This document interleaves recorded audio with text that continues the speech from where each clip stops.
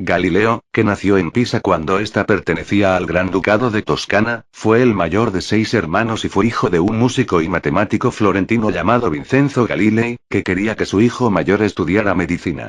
Los Galilei, que eran una familia de la baja nobleza y se ganaban la vida gracias al comercio, se encargaron de la educación de Galileo hasta los 10 años, edad a la que pasó a cargo de un vecino religioso llamado Jacobo Borini cuando sus padres se trasladaron a Florencia. En 1583 Galileo se inicia en la matemática por medio de Ostilio Ricci, un amigo de la familia, alumno de Tartaglia. Ricci tenía la costumbre, rara en esa época, de unir la teoría a la práctica experimental. Atraído por la obra de Euclides, sin ningún interés por la medicina y todavía menos por las disputas escolásticas y la filosofía aristotélica, Galileo reorienta sus estudios hacia las matemáticas. Desde entonces, se siente seguidor de Pitágoras, de Platón y de Arquímedes y opuesto al aristotelismo. Todavía estudiante, descubre la ley de la isocronía de los péndulos, primera etapa de lo que será el descubrimiento de una nueva ciencia, la mecánica. Dentro de la corriente humanista, redacta también un panfleto feroz contra el profesorado de su tiempo. Toda su vida, Galileo rechazará el ser comparado a los profesores de su época, lo que le supondrá numerosos enemigos. 2 años más tarde, retorna a Florencia sin diploma, pero con grandes conocimientos y una gran curiosidad científica. Galileo comienza por demostrar muchos teoremas sobre el centro de gravedad de ciertos sólidos dentro de Theoremata circa centrum gravitatis solidum y emprende en 1586 la reconstitución de la balanza hidrostática de Arquímedes o bilanceta. Al mismo tiempo, continúa con sus estudios sobre las oscilaciones del péndulo pesante e inventa el pulsómetro. Este aparato permite ayudar a medir el pulso y suministra una escala de tiempo, que no existía aún en la época. También comienza sus estudios sobre la caída de los cuerpos. Galileo Galilei. En 1588, es invitado por la Academia Florentina a presentar 2 lecciones sobre la forma, el lugar y la dimensión del infierno de Dante Alighieri. Paralelamente a sus actividades, busca un empleo de profesor en una universidad. Se encuentra entonces con grandes personajes, como el padre jesuita Christopher Clavius, excelencia de la matemática en el Colegio Pontifical. Se encuentra también con el matemático Guidobaldo del Monte. Este último recomienda de Galileo con el duque Fernando I de Medici, que lo nombra para la cátedra de matemáticas de la Universidad de Pisa por 60 escudos de oro por año, una miseria. Su lección inaugural tendrá lugar el 12 de noviembre de 1589. En 1590 y 1591, descubre la cicloide y se sirve de ella para dibujar arcos de puentes. Igualmente experimenta sobre la caída de los cuerpos y redacta su primera obra de mecánica, el De Motu. La realidad es que estas experiencias son puestas en duda hoy por hoy y podrían ser una invención de su primer biógrafo, Vincenzo Viviani.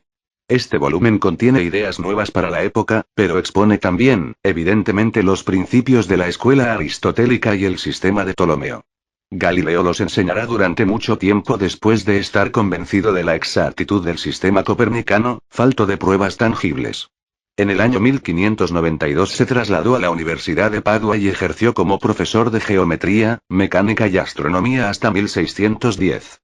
En mayo de 1609, Galileo recibe de París una carta del francés Jacques Badoberé, uno de sus antiguos alumnos, quien le confirma un rumor insistente: la existencia de un telescopio que permite ver los objetos lejanos.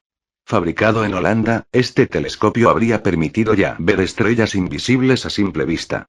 Con esta única descripción, Galileo, que ya no da cursos a Cosme II de Médicis, construye su primer telescopio.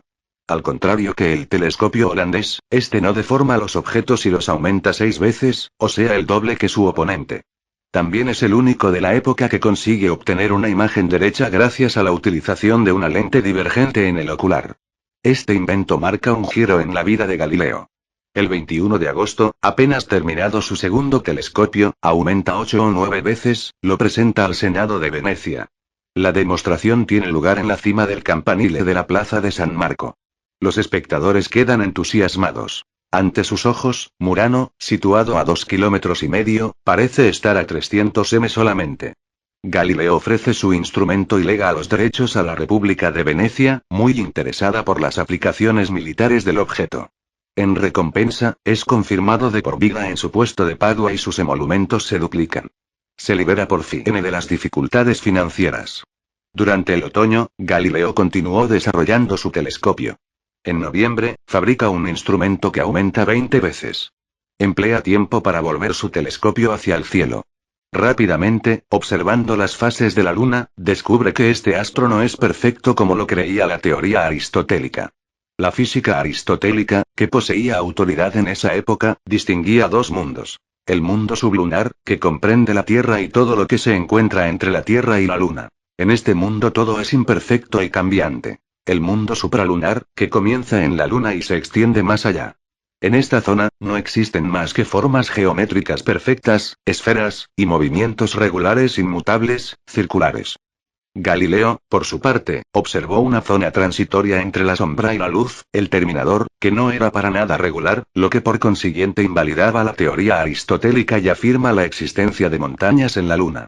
Galileo incluso estima su altura en 7000 metros, más que la montaña más alta conocida en la época. Hay que decir que los medios técnicos de la época no permitían conocer la altitud de las montañas terrestres sin fantasías. Cuando Galileo publica su Sidereus Nuncius piensa que las montañas lunares son más elevadas que las de la Tierra, si bien en realidad son equivalentes. En pocas semanas, descubrirá la naturaleza de la Vía Láctea, cuenta las estrellas de la constelación de Orión y constata que ciertas estrellas visibles a simple vista son, en verdad, cúmulos de estrellas. Galileo observa los anillos de Saturno pero no los identifica como tales sino como extraños apéndices como dos asas. No será hasta medio siglo más tarde cuando Huygens, utilizando telescopios más perfectos, pueda observar la verdadera forma de los anillos. Estudia igualmente las manchas solares. El 7 de enero de 1610, Galileo hace un descubrimiento capital. Remarca 3 estrellas pequeñas en la periferia de Júpiter. Después de varias noches de observación, descubre que son 4 y que giran alrededor del planeta. Se trata de los satélites de Júpiter llamados hoy satélites galileanos. Calixto, Europa, Ganímedes e Io.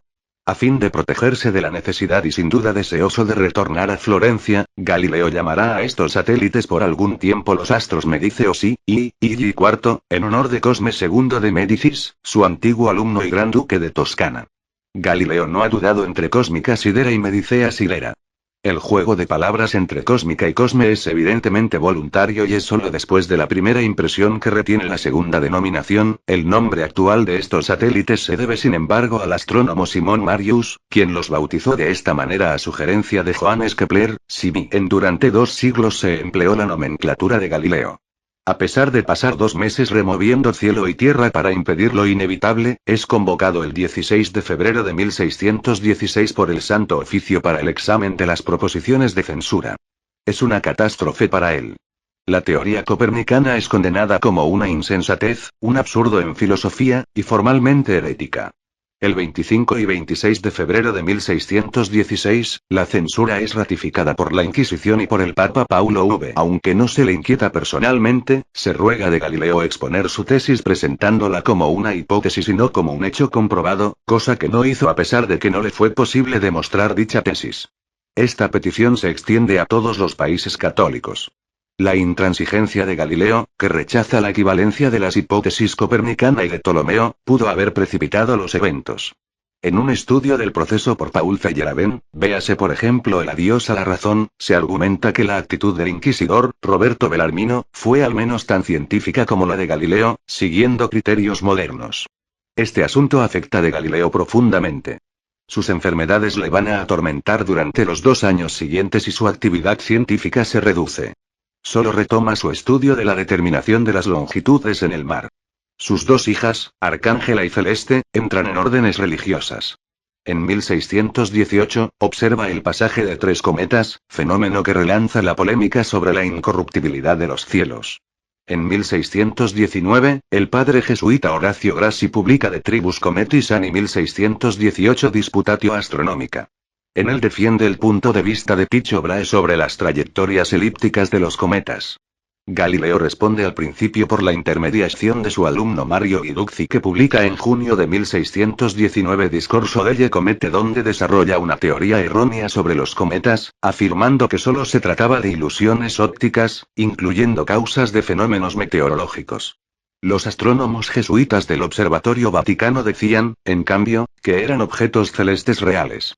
En octubre, Horacio Grassi ataca de Galileo en un panfleto más hipócrita. Sobre consideraciones científicas se mezclan las insinuaciones religiosas malvadas y muy peligrosas en tiempos de la Contrarreforma. Mientras, Galileo, animado por su amigo el cardenal Maffeo Barberini y sostenido por la Academia de los Linces, responderá con ironía en Il Saggiatore. Grassi, uno de los sabios jesuitas más importantes, es ridiculizado. Mientras tanto, Galileo ha comenzado su estudio de los satélites de Júpiter. Por culpa de dificultades técnicas se ve obligado a abandonar el cálculo de sus efemérides. Galileo se ve cubierto de honores en 1620 y 1622. El 28 de agosto de 1620, el cardenal Barberini envía a su amigo el poema Adulatio Perniciosa que él ha compuesto en su honor. El 20 de enero de 1621, Galileo se convierte en cónsul de la Academia Florentina. El 28 de febrero, Cosme II, el protector de Galileo, muere súbitamente. En 1622, en Frankfurt, aparece una apología de Galileo redactada por Tommaso Campanella en 1616. Un defensor bastante poco confiable, puesto que Campanella ya está condenado por herejía. El 6 de agosto de 1622, el cardenal Maffeo Barberini es elegido papa bajo el nombre de Urbano VIII. El 3 de febrero de 1623 Galileo recibe la autorización para publicar su Saggiatore que dedica al nuevo papa. La obra aparece el 20 de octubre de 1623. Gracias a las cualidades polémicas, y literarias, de la obra, se aseguró el éxito en la época. No permanece más que unos meses allí, Galileo se convierte de alguna manera en el representante de los círculos intelectuales romanos en rebelión contra el conformismo intelectual y científico impuesto por los jesuitas. Los años siguientes son bastante tranquilos para Galileo a pesar de los ataques de los aristotélicos. Aprovecha para perfeccionar su microscopio compuesto, septiembre de 1624, pasa un mes en Roma donde es recibido numerosas veces por Urbano VIII. Este último le da la idea de su próximo libro Diálogos sobre los dos sistemas del mundo, obra que presenta de manera imparcial a la vez el sistema aristotélico y el sistema copernicano. Encarga escribirla a Galileo. En 1626, Galileo prosigue sus investigaciones sobre la estructura del imán. También recibe la visita de Elie Dorati, que llevará las copias de sus manuscritos a París. En marzo de 1628, Galileo cae gravemente enfermo y está a punto de morir. El año siguiente, sus adversarios intentan privarle de la asignación que recibe de la Universidad de Pisa, pero la maniobra falla. Hasta 1631 Galileo consagra su tiempo a la escritura del diálogo y a intentar que éste sea admitido por la censura. La obra se imprime en febrero de 1632. Los ojos de Galileo comienzan a traicionarle en marzo y abril. Las posiciones del teólogo Valon Libert Froidmont, de la Universidad Católica de Lovaina, esclarecen bien todos los equívocos de la condena de Galileo. El 21 de febrero de 1632, Galileo, protegido por el Papa Urbano VIII y el Gran Duque de Toscana Fernando II de Médicis, publica en Florencia su Diálogo de los Massimi Sistemi, diálogos sobre los principales sistemas del mundo, diálogos sopra i due massimi sistemi del mundo, donde se burla implícitamente del geocentrismo de Ptolomeo. El diálogo es a la vez una revolución y un verdadero escándalo. El libro es en efecto abiertamente pro-copernicano, ridiculizando audazmente la interdicción de 1616, que no será levantada hasta 1812. A verificar. El diálogo se desarrolla en Venecia durante 4 jornadas entre 3 interlocutores. Filippo Salviati, un florentino seguidor de Copérnico, Giovan Francesco Sagredo, un veneciano ilustrado sin tomar partido, y Simplicio, un mediocre defensor de la física aristotélica, un personaje que algunos quieren ver inspirado en Urbano VIII. Pero, mientras que se le reprocha el carácter ostensiblemente peyorativo del nombre, Galileo responde que se trata de Simplicio de Cilicia. Muchos autores coinciden en que Galileo no esperaba estas reacciones ni que el Papa reaccionara posicionándose entre sus enemigos. En estos 4 días de discusión, Galileo, aunque lo tenía prohibido por el decreto de 1616, presenta 2 nuevas pruebas de carácter experimental y observacional a favor de la teoría copernicana. La basada en el movimiento de las mareas, errónea, y la basada en la rotación de las manchas solares, acertada.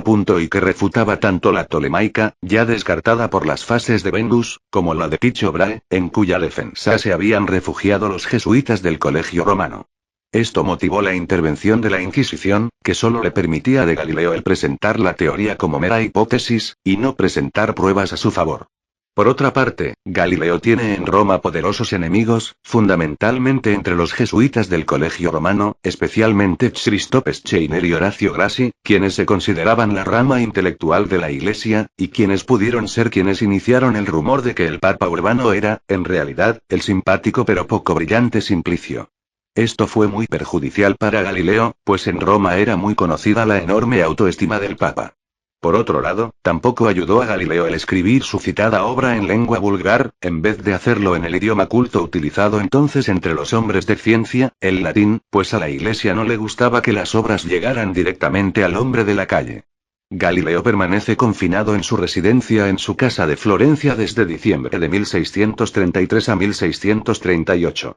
Allí recibe algunas visitas, lo que le permitió que alguna de sus obras en curso de redacción pudiera cruzar la frontera. Estos libros aparecieron en Estrasburgo y en París en traducción latina. En 1636, Luis Elzevir recibe un boceto de los discursos sobre dos nuevas ciencias de la parte del maestro florentino. Este es el último libro que escribirá Galileo. En él establece los fundamentos de la mecánica en tanto que ciencia y que marca así el fin de la física aristotélica. Intenta también establecer las bases de la resistencia de los materiales, con menos éxito. Terminará este libro a lo justo, puesto que el 4 de julio de 1637 pierde el uso de su ojo derecho. El 2 de enero de 1638, Galileo pierde definitivamente la vista. Por suerte, Dino Peri ha recibido la autorización para vivir en casa de Galileo para asistirlo junto con el padre Ambrogetti que tomará nota de la sexta y última parte de los discursos. Esta parte no aparecerá hasta 1718. La obra completa aparecerá en julio de 1638 en Leiden, Países Bajos, y en París. Será leída por las más grandes personalidades de la época. Descartes, por ejemplo, enviará sus observaciones a Mersenne, el editor parisino. Galileo, entretanto, ha recibido la autorización de instalarse cerca del mar, en su casa de San Giorgio. Permanecerá allí hasta su muerte, rodeado de sus discípulos, Viviani, Torricelli, Peri, etc., trabajando en la astronomía y otras ciencias. A fines de 1641, Galileo trata de aplicar la oscilación del péndulo a los mecanismos del reloj. Unos días más tarde, el 8 de enero de 1642, Galileo muere en Arcetri a la edad de 77 años. Su cuerpo es inhumado en Florencia el 9 de enero. Un mausoleo será erigido en su honor el 13 de marzo de 1736 en la iglesia de la Santa Cruz de Florencia.